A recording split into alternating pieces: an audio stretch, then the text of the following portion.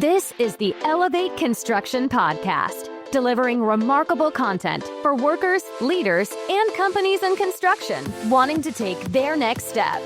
Get ready to step out of your comfort zone with Jason Schroeder as he encourages you to do better, live a remarkable life, and expect more. Let's go.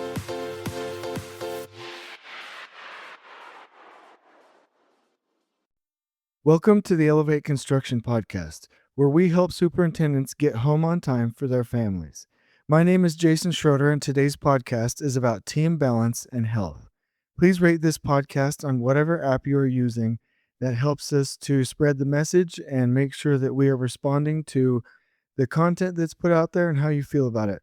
We always want to make sure that we're taking care of you, the listener. So why listen today?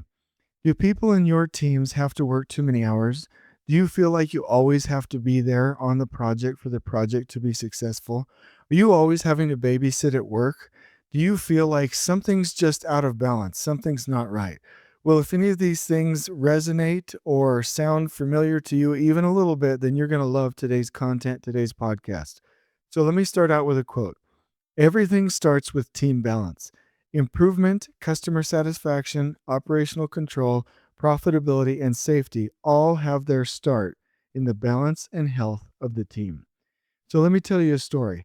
This is a story that happens over and over and over anywhere I go, and I'm sure you have the same experiences, but you get to a project site, you find out, and I'm being serious about this, I'm not being flippant, you find out that the superintendent has had difficulty in marriage throughout the years, possibly had one or two divorces, and constantly complains that he or she has to be on site well over 60 hours on weekends so that he or she knows, what's going on Saturday, is able to direct the work, and feels like they have to stay, from about 4:30 a.m. in the morning to about 5, 6, or 7 at night.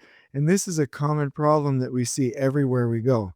So I'll tell you just a quick story of being able to share these concepts with a team doing a high-profile project up in the mountains, and they were able to implement standard meeting systems and methods that allowed the team to start covering for each other. The superintendent was able to start taking vacations, going home on time throughout the week because everybody knew what the plan was. And they implemented these systems according to team balance and health. And everything started to get really remarkable for their families and that team. And I remember the lead superintendent turning to me one time in one of the follow-up meetings saying, "This is the first time in my 40-year career that I have ever had anyone explain to me how a system could work to where I could be home with my family on time and to be able to have a balance." And I thought, wow, that's absolutely amazing. We need to scale this everywhere we go, with everyone we meet, everyone in construction, so that we can protect families, people at home, so that they can be balanced throughout their lives. So I absolutely love that. So that was just a quick little story. So here's the principle. So team coverage, meaning the amount of time that a person or supervisor or qualified person, safety trained person, has to cover for a project and be there in the seat on the project. Team coverage so that other people can do their work or be at home or take their vacations or go to the doctor's appointment or whatever the case may be. Team coverage is essential to having a work-life blend. It is essential. And the reason that I say work-life blend, I learned that from a very respected project executive and business unit leader, and now people development expert at a very, very large general contractor. He talks about work-life blend because there really is a blend, right? So balancing it may not be the best word. I like the word balance, but blend, really our work life and our home life, they do blend together. Sometimes we do have to work at home. Sometimes we do have to do proposals on the weekends. And there's also a blend throughout the week where we need to go coach, little Johnny's baseball game, or we need to go to a doctor's appointment, or we need to go work out, right? There is a blend. So if people look at balance like, well, I need to balance these and diminish them versus managing them, then that's not a good thing. So you can use the word balance, you can use the word blend, whatever you want to use. But the bottom line is that it's not that work is bad and that home life is good. It's that both of them can be good if they're blended and managed well, and that you have a balanced approach to both of them. So people ask me all the time, what does it take to be successful in construction? And I usually say two things. And I remember being asked this in a like a press conference kind of interview situation in a boot camp one time. And I said, you have to be addicted to construction to make it. You have to hear the thrust of the pump in the morning when you're placing 150 yards of concrete and just love that. You have to love the smell of concrete. You have to love those early morning light plants and the sound of the motor running, the smell of diesel. You have to love working with the craft, just the feeling of, hey, I built that, being able to drive by and tell your family, hey, I built that. I'm super proud. You have to love it. And then the second thing I always say is you have to have a spouse that is really supportive, because there's a lot of time spent at work, and sometimes it's a grueling pace. And in fact, in the boot camps, we'll work people 3 or 4 or 5 days, 14 to 17-hour days, to simulate some of the stress that they'll have to deal with and see how they respond under stress intentionally, because construction is a very stressful environment. And so those two things are true, but at the end of the day, we have to get to a point where we can take care of our families. We have to be healthy and happy at home, and we have to be healthy and happy at work. Those have to be blended, they have to be balanced, they have to be managed, okay? Establishing coverage on the project and being able to succeed in other life is the key, in other areas of life. If we do not come to work where we're happy in our marriage, happy with our children, happy with our health, happy with our diet, happy with our finances, right? Happy with our hobbies, basically being a balanced person, we can't go as fast as we want to. I remember going to a Tony Robbins event, which I very much recommend. It was an Unleash the Power Within event, and we were grading ourselves with, work, family, relationships, health, these things around a wheel, and we would draw a line from 0 to 10 on each little wedge of the wheel. And at the end of it, when I looked at my wheel, my family was really good, right? Work was really good for me. My health wasn't so good. Finances weren't so good. So my wheel looked like this jagged, bumpy thing. And what Tony Robbins said was, in the wheel of life, are you going to drive faster on a smooth, well balanced wheel? Or are you going to bump along with this not balanced wheel through life? You know what I mean? You can go 60 miles if it's even all the way around, if you're paying attention to all aspects of your life. And that really stuck with me because I'm a visual person, right? So we have to make sure that we have everything balanced. We have to make sure that they're managed right. And we cannot work too much, because we will not be effective if we run down our health. If we're too tired, we're losing sleep. We're always in an argument. We're then going through a divorce. And I'm not criticizing somebody if they're going through a divorce right now, but why go have situations like that if they can be prevented? I would personally like to know for a fact that we changed the dynamic, the situation for hundreds and thousands of people in this industry, so that they can have better relationships, longer lasting relationships. So that's my goal. So back to the point, team balance will not happen naturally. People naturally, accidentally work too many hours because of bad examples, quite frankly. I remember situations when I was a field engineer where everybody else wouldn't go home until one of the leaders or the last of the leaders would go home. They were setting a bad example. And I sometimes ask people, I'm like, you're here at 5:30. You look exhausted. Why are you not home? Well, the boss hasn't left yet. The lead superintendent hasn't left yet. The project manager hasn't left yet. And I'm like, what are you doing? Go home. Like, this is ridiculous. And I went from that environment where people were incentivized to just stay whether they needed to or not, to then working for a different company where, quite frankly, if you didn't go home on time, or on the team coverage schedule, it showed that you're supposed to be going home on time and you weren't, you get called out. People would be like, go, get out of here. I'll take your work. tease me and close my computer. That's the kind of culture that we need. We need to make sure that people are going home on time intentionally because they will work too many hours accidentally. And this industry is rampant with leaders that don't know how to manage their time, don't know how to, keep things into a balance, don't know how to have leader standard work, and they're always saying, "Oh, I just worked 80 hours. I just worked 90 hours." And they look busy because that's what they're incentivized to do. That's how they get their promotions, and now they're setting that example for everyone else, right? The other thing that I see, and I'm not criticizing somebody who might be, single or a different circumstance or whatever, but we need to really take care of families here. If I'm not married yet, or I don't have a partner yet, or I don't have somebody at home or an animal or a pet or something like that, and I brag about working 90, 100 hours a week, and there are, 6 or 7 people on the team with families, and they're looking at the examples of these other people, and I start to promote the the undisciplined leaders that are working too many hours, the people without families that are working too many hours. If I start to promote these people that can't manage their time, then I am showing the people that should be balanced in their life, I'm showing them what's important, and I'm de-incentivizing them from being happy and healthy at home. So I think we really have to be careful with that, because if we want to make money in this industry, we have to have people that have human connection, that are able to take care of their relationships, take care of their pets at home, take care of their animals, take care of their partnerships, take care of their families, take care of their children, take care of their extended family. I mean, if you're single, go take care of your extended family. Visit your mother every now and then. Work is not the end all be all. We have to get that through our heads. So let's not follow those bad examples. I promise you, I don't care what the position is. Nobody needs to work over 60 hours unless there's some extenuating circumstance that will happen like once a year. And usually you only have to work about 55 hours. So that's a fact. I mean, come on, just like that is how it is. So we have to know how to manage this and get everybody into that blend, that rhythm. And really, it starts with a team meeting.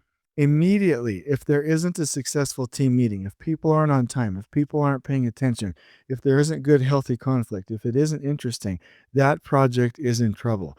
Because in a team meeting, we can manage things like safety, quality, but first and foremost, our coverage and each other's careers and the team balance and the team health. In fact, I would hope and challenge that everyone listening to this podcast will immediately go add items to their agenda at the beginning of the team meeting agenda that will take care of team balance and health.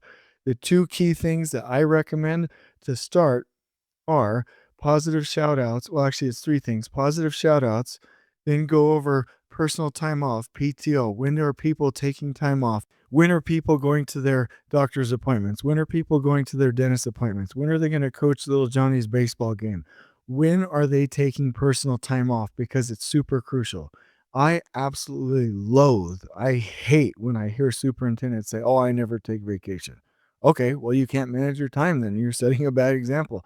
I hate that. Let's get away from that. Let's go schedule our personal time off and have coverage, right? If we're taking time off, let's send an email to the team, trust other people to do that, teach our standard systems, and go take the time off.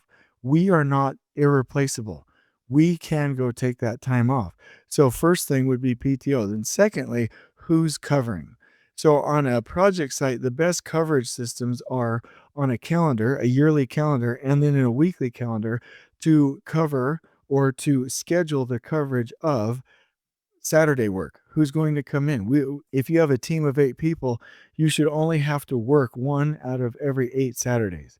The other thing would be orientations. Who's covering that on a weekly basis? The other thing would be locking up at night. Who's making sure to check the fences, lock up? Even if you have a craft person doing that for you every day, who's going to leave making sure that those things are done and do a check to make sure all of our people are gone? And then to check, late at night if there are storms, if there's an accident, if there are riots.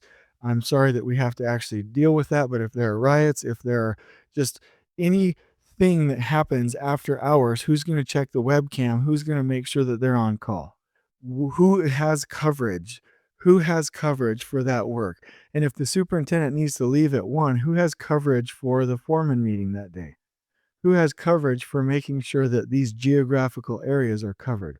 Coverage has to be intentionally planned. We use our weekly and our yearly calendars to do that. So let's make sure that we use Outlook, we use printed boards, we use whatever system we have to do to make sure that we're planning coverage. The only thing that will make this work is if people know what to cover. So the superintendent, even if you say, hey, I'm coming Saturday, will probably come in anyway, unless there's a confidence there that that project engineer or PM or field engineer or whoever's responsible trained, whoever's safety trained, whoever is competent to come, cover that day and be the supervisor, the superintendent will only trust that, the PM will only trust that if that person knows what to cover that day. So again, going back to the meeting systems, if you have a team meeting, which then throughout the week leads into a good planning and procurement meeting, which then leads into your weekly work planning meeting, or what I call the trade partner weekly tactical, where you identify your weekly work plan, which then leads into a foreman huddle on a daily basis, which then goes into a communicated worker huddle. And then again, foreman huddle, worker huddle, foreman huddle, worker huddle, foreman huddle, worker huddle. And that system scales from the team meeting to the planning meeting, to the weekly work planning meeting, to the foreman meeting, to the workers. And it scales communication all the way to the workers. And you have a visible day plan, which everybody can see. Then you know what to cover. Then everyone knows what to cover. Everyone knows what the plan is. And the superintendent can go live a balanced life. The PM can go live a balanced life and go do these things that are required for their families, for their personal lives, for their health, for their finances. So I did want to bring that back. We've talked about another podcast, the worker huddles, the foreman huddles. We've talked about zero tolerance. We've talked about grading systems. I'll do a podcast on that a little bit later. These things are not just important for safety. They're not just important for respect.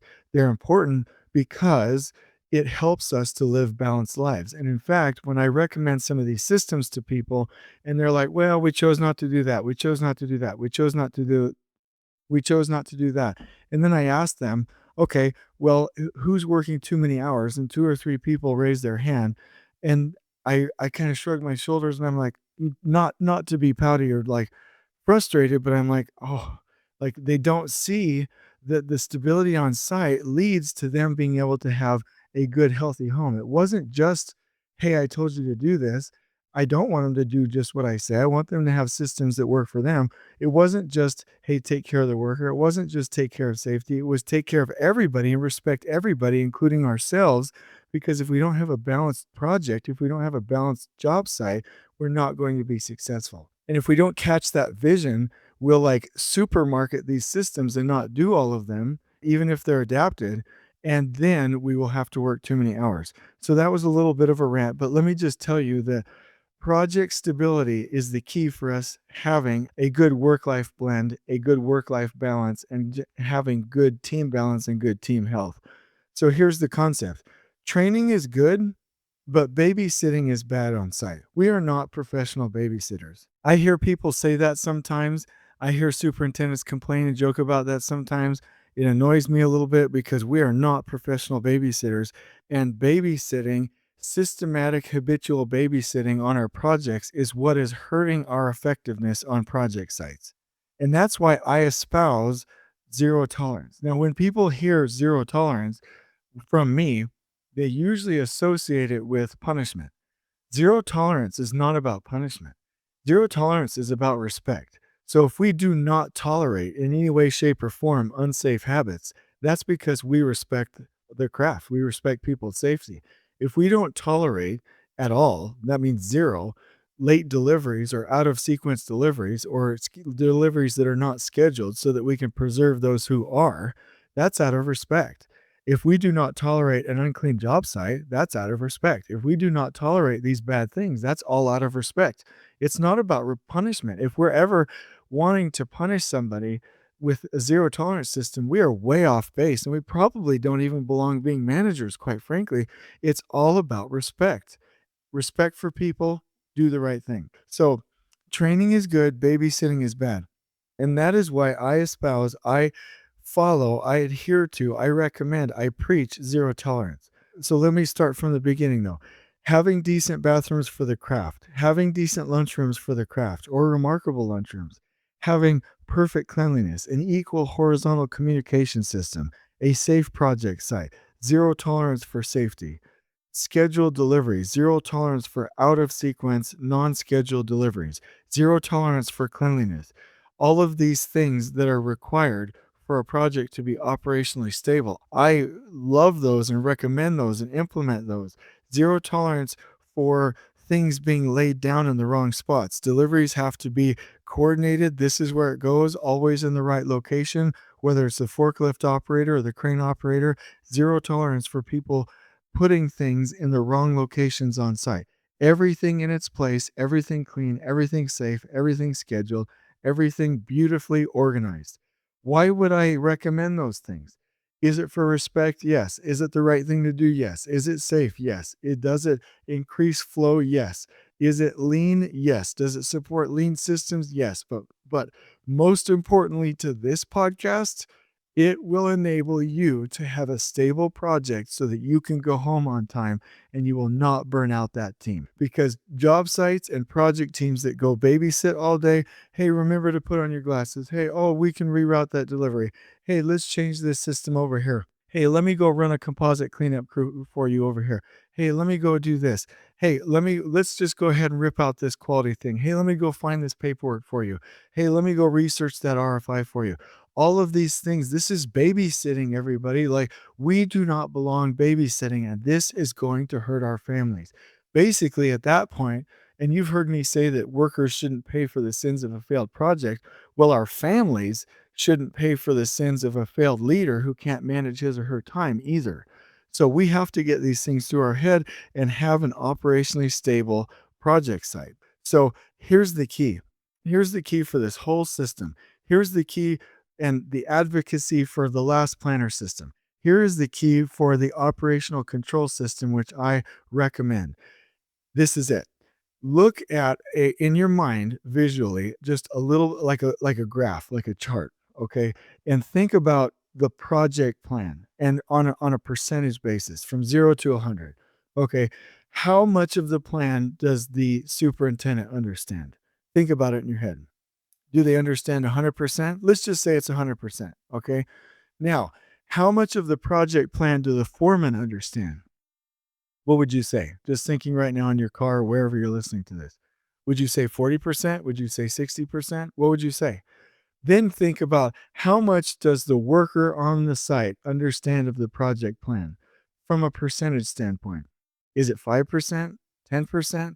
We have to increase these percentages. And then if you think about the project engineer or the project manager, if it's anything less than like 80 or 90%, we're in trouble. These percentages all have to increase for us to be able to have the right coverage, the right supervision, and the right effectiveness on site. So if you can follow this operational control system, if you can implement Last Planner and go from your team meeting to your planning a procurement meeting to your weekly work planning meeting or your trade partner weekly tactical to your daily foreman huddles in the afternoon to your worker huddles in the mornings and scale that communication, could you increase those percentages? I think you can. What if it then became 100 and then 80 and that the workers then understood at least 50% of the plan and the PE understood 80 and the PM understood 80% of the plan? Could they cover? Could they supervise? Could they spot somebody else? Could they do orientations? Could they work on a Saturday? Could they make sure to enforce things? Could they follow up? Could they? And the answer is yes. We have to increase the percentage of what people understand of the plan. So, what I've just talked about are examples for our work, but imbalance also happens with extended members of the team. So, this can happen from designers, from owners, from vendors, from other people. Late procurement can cause variation and waste. Design interruptions can cause imbalance. Change orders bombarding the project can put the team out of balance. And I'm always worried about that. I'm always a little bit productively like paranoid with that because we have to keep the team balanced, right? So in Japanese lean culture, there's obviously waste, but then there's unevenness and then there's overburden. I'm not going to say the Japanese words because I don't pronounce them very well, but if you think of muda, which is waste, there's also two more, and I've mentioned them, which is unevenness and overburden. Unevenness and overburden. So we don't just think of muda, we don't just think of waste in lean construction, we think of waste, overburden, and unevenness. And we cannot let our team become victimized by unevenness and overburden. And so, how can our teams become overburdened? Well, if the project site is stable, if our meeting systems are stable, and if our craft workers, our trade partners in the field are stable, and if our systems in the field are stable, and we're clean and we're organized, and everything's in its right spot with good deliveries and everything's safe, then the other things that can overburden the team or put us out of balance are too many change orders, absorbing impacts to the project, late procurement, trade partners asking us to do their RFIs, to do their work, major coordination issues, which could be done or is aided by some, BIM professionals. Or if we have a problem with buyout, do we need to go get help from an estimator? We really need to make sure that our projects are not overburdened and that they're not uneven. So I've been in the habit of doing an audit on project teams, and this is very common with IPD and lean culture. And you can do these on different types of charts. It's fantastic. But I have distilled down what I believe are key to the balance and stability of the project into a couple of categories. So one is balance and stability. The other one is foresight and planning. The other one is clarity and alignment. The other one is running the business, then operational excellence. And those categories summarize the things that we should be paying attention to on our project team. So I won't mention all of them. Actually, we have enough time. I'll mention all of them, but I won't explain any of them. I just want to communicate that these things are things that can put us out of balance. And I put these on lists in Excel and I grade them from 0 to 100, have every team member go through and grade them. I aggregate those scores, and anything that has a low score in our team meetings, we go work on those things so that we can make sure our team is in balance and that we have good team health, that there's no unevenness, there's no overburden. So for balance and stability, is the team in their proper roles? Do they have balanced roles? Does everyone follow leaders' standard work? Does the team have standard weekly work? Are personalities and skills balanced within the team? Do people know their personalities? Individual and work-life blend. Is anybody in a role where they are out of balance to where they work too many hours and that's eating into their personal time? Do we have everything on the team structured to where people are meeting their individual career goals? Do we understand the individual health of every team member? Does every team member have the opportunity to exercise, to eat right, to go to their doctor's appointments, counseling, whatever? Is there stability within the team from a sense of overburden or unevenness? What's the score for that? Does the team engage in healthy conflict? Is there team chemistry amongst the team? Are there good meeting systems? Is there morale in the field? Are there any silos, politics, or turf wars going on within the team? Are there artful approaches to addressing critical items in team meetings? Is there wider team health with the owner, with the design team? Is there training that happens on a regular basis on the project? Does the team have a horizontal organizational feel? Are people on the site feeling like there's a good quality of labor, trained labor on the project to do the work? Do we address problems and, quite frankly, let go of people that need to be off the bus in our organization? Is there a balance between our work and the things that we're asked to do from the design team, from the engineers, and from the owner? Are we doing too much of somebody else's work? Are we overburdened with the amount of RFIs and submittals and change orders on the project? Are we overburdened with design changes? Does the design team take responsibility for their work, do their coordination, which allows us to have a balance? And do we have the right bucketing for cost, schedule, and resources and responsibility inside the company to where we have the right things paid for at the right time to take care of the right tasks so that we can have that evenness and that levelness and not overburden. So that's for balance and stability. So foresight and planning. Do we have a plan to see the future, to anticipate problems, and to raise the red flag in our schedule? Do we have a good enough plan to where we can win before going to war? Do we have proper planning habits to prepare work for the upcoming work that must be executed by assistant superintendents? Do we have a plan that is nimble with plan A, B, C, or D? Do we have a good system to track procurement and purchasing? Are we on track for one-third and two-third goals? Do we learn from similar work? Meaning, do we visit other projects and anticipate problems? Do we have stable site utilization, phasing, and lean optimization, visual systems, visual planning on site? Do we have good supply chain management and value stream mapping? Under clarity and alignment, do we have good and well set milestones? Do we have a high performance goal? Do we know the purpose of our work and what the customer expects? Do we have good scaled project communication? Do we have good alignment with all area superintendents up to the lead superintendent, knowing that everyone's headed in the right direction with a good balance? Do we understand the interfacing scopes on the project so that things can be installed in a quality manner? Do we have a complete plan all the way to the end in our master schedule that will allow us to be successful? Do we right now as a team know the one thing this month that we need to focus on? Is everything according to our plan visually communicated all the way to the worker? Does everyone know the expectations of how we will run this project? So, for running the business, cash flow. Do we have a good cash flow? Do we have good risk identification and mitigation? Do we make sure that we have a good profit strategy and discuss that weekly? Do we have a good change management system?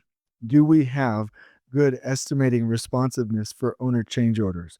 Do we have a way to identify early scope gaps? Are we managing contingencies, time contingencies, money contingencies? Are we tracking continuously our key performance indicators? And are we maintaining good customer service? Under operational excellence, I have on here, how are our lean practices? Cleanliness. Command and control, once the team has decided in an integrated fashion. How is our safety, our quality, our production, our builder to broker ratio? Are we actually getting out there in the details? Are we tolerating bad behavior? Are we keeping good record drawings? Is the right information through drawings and RFIs and updates being communicated to the field? Do we have good field and project engineering control? And what is the overall grade for the project? Now, that's a lot of categories, but it takes about 10 minutes. And what we do in these team meetings is we'll go through and score those things, and then we'll see what our low scores are. And then that month and that week, we go focus on that and we get the team back into balance. So it's a fantastic way to go look at the overall balance and stability of the project and the project team and to make sure that we're successful. So if we don't do, and I'm not saying those are the only systems that you can use, but I'm just communicating some of the systems that I use, and hopefully that's triggering you for some ideas that you can use. So here's the current state in our industry. Right now, a lot of people, most people work over 55 hours. Teams are dysfunctional. Owners ask teams to absorb issues with no additional staff. People are not happy at work, they're burnt out. There's crash landings, meaning the last 4 months, people work 7 days a week, 12 hours a day. Team health is the last thing that becomes a focus, and everyone abandons these standard systems. So the solution is to systematically implement the entire operational control system and to involve everyone on the project site and increase the percentage of their understanding, their commitment, their buy-in, their accountability to the plan so that there's proper coverage and that the team can lead in a balanced way with enough sleep, with enough health, with enough balance at home, happy, mentally happy, not depressed, not with anxiety, to where they can come to work in peak condition and go do a great job. That is the solution. So to summarize again, good team meetings, coverage systems, weekly meeting cycle that ends up producing a day plan, people are able to cover. We maintain operational control with our systems, and we focus on team balance as the first priority. So here's the promise. If you can maintain a balance, you will have people have fun at work. And I do want to quote some things that I learned in Do the Right Thing. It's a book about Southwest Airlines. And I posted these in the restrooms at the research laboratory and have done so since on other projects. This is the desired outcome, but it's also the outcome if you follow these systems. So people find People have fun at work when they find their work fulfilling. They feel like they're actually accomplishing something. People have fun at work when they feel appreciated. Somebody took the time to say thank you or good job. People feel they can be themselves and express their personalities. People feel they are valued for their minds, not just for doing mindless work. People like the people they work with, including their boss. Working with nice people is a lot better than working with unfriendly people. People know their jobs are valued by the company. Fulfillment comes from within, but people also need to know what the company and the boss value. People believe in the mission of the company and their job. People feel they are treated with respect. People have a true sense of ownership in the company and its mission. It's always more fun to feel like an owner than an employee. People do not have to check their values at the door. Most people would prefer to work in environments of integrity where they are not asked to do anything contrary to their values. Success is celebrated. People like to celebrate victories, and they like to be recognized when they have helped accomplish something. Even if they personally had nothing to do with it, a success for the company or department should be a cause for celebration. People are not liquidated for making a mistake. Thomas Edison once said, "Man would never fly. People make mistakes."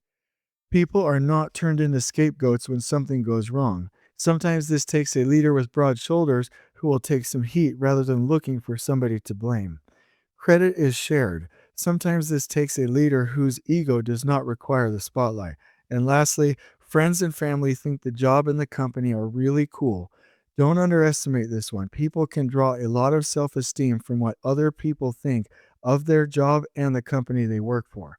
So these are things that projects should be, but these are also outcomes if you implement the operational control system, you implement the last planner system, and you make sure to focus on the health and stability of your team, the health and stability of your organization, and your personal health and stability. This is what it should look like. People have fun at work when ... So, the vision for this would be that you go to your project site and everyone is fulfilled. Everyone is happy. It's a remarkable environment. And let me just give you an example. And I can't tell you the project name, I can't tell you the person's name, but I just visited 4 or 5 days ago a team that has implemented every part of the operational control system. And when you walk to the project site, the superintendent's like, "Hey, buddy, thanks for wearing your mask. Hey, guys, this is just a great job." I walk through the opening. All cords are hung over the doors. Everything is swept and beautiful. Everyone knows where they're supposed to be. Everything is organized. People are happy. I go through and the superintendent's like, "Hey, do you know so-and-so? I want to introduce you. This is what he does, ... Hey, I want you to introduce you to her. She's in charge of our elevator. She does a fantastic job." And she starts telling me why she has pride, takes pride in what's going on. I go through the project. It's operationally remarkable. Then they take me down to the huddle area and they're like, "Jason, people from all over the country come and visit this place. Our owner flies other contractors here to look at our huddle area." And I see in there trade partners looking at the boards and doing planning and on the phone and coordinating their work because they know the common plan. They're in their huddle area. They're using all of these lean systems. I go outside. Everything under the scaffolding is clean. The project is organized. He has what's called trailer row, and over there where you have all the trailers and gang boxes and materials, it all looks nice. And then I look at the site and I'm trying to find something and I'm like, "Oh, what about those studs? There's too many studs." And he's like, "Jason, I knew you were going to ask about that. They're going tomorrow." Other than that, I can't find anything. Everything's on time. All non-essential inventory is reduced. Everything is clean. Everything is safe. Everything is organized. And the biggest part for me is everyone is happy. And then I go to the restrooms and I check the porta potties. There's no graffiti. They're perfectly clean. That's an indicator that everyone on that job site is happy. And then I go talk to the owner's rep and he says this is the best project he's ever been on in his 40 years of experience. If you implement these things, you can have fun at work. You can have a balanced life. You can take care of your families. You can be proud of where you work. You can enjoy every aspect of what you're doing. And this is the vision. So I hope this is helpful. If you want any of these lists, if you want the audit form, if you want the Make Work Fun list from the book, Do the Right Thing for Southwest Airlines, I can share that. But the bottom line is we have to, as one of our main priorities in construction, maintain balance, get a good blend, get back to taking care of our families, take care of our health, and we have to eliminate the waste. We have to get rid of the bad example, not get rid of like fire, but get people to stop setting a bad example by working too many non-essential hours at work. We need to get back to having coverage systems. We need to implement and be brave and go get these things done so we can live a remarkable life. There is no reason not to live a remarkable life. There is no reason not to live a remarkable life. There's no reason not to run a remarkable project. And just one last thing here, and this is a little bit of a rant for me. I've heard it all. Hey, I'm in a different location. I'm in this area. This is a different workforce. You don't understand. We're dealing with this. We're dealing with that weather. I don't care. Look, I've worked in some of the most backwards places in the United States, not in the world, but in the United States. And I have a very good friend, a general superintendent that's worked all over the world that does these same things. If I can do it, you can do it. If one person can do it, like Gary Vee says, anyone can do it. All the excuses are gone. This is where we're headed. Let's get it done because we have to protect our people. It's about stability for the workers, through leaders, for people's families. Until we meet again, I hope this has been remarkable, and on we go. Please join us next time in elevating the entire construction experience for workers, leaders, and companies coast to coast. If you're enjoying the show, please feel free to share with your construction colleagues and help us spread the word by rating, subscribing, and leaving a review on your preferred podcast listening platform. We really appreciate it. We'll catch you next time on the Elevate Construction Podcast.